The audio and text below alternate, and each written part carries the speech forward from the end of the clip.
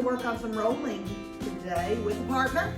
And we're going to do some social distancing rolling. And this is to make sure the person rolling to you is a good little distance away. We have a noodle. If you don't have a noodle, you may have a lightsaber.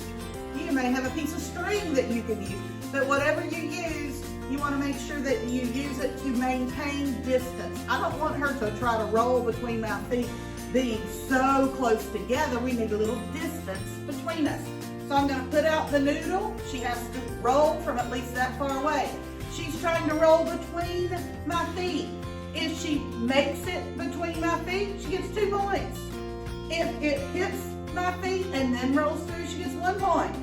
If it doesn't roll through my feet at all, guess what?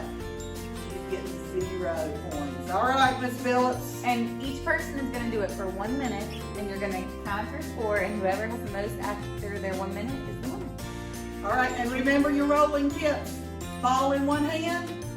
You're going to step with the opposite foot, and you take that hand, tick, tock, and roll. We're not throwing, we're rolling the ball on the floor.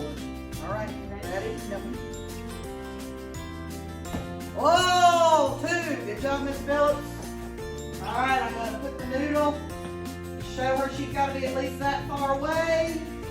Whoa! She didn't make it through that time. You got 2 points, Miss Phillips. 4. It's a good workout, Miss Phillips. Oh, You yeah. gotta get that ball. Get that heart rate up. 6. Let's stand this way to hit the wall. 8. All right, guys, so you're going to do it for 1 minute, and then your partner's going to have a turn, and you're going to see who can score the most points.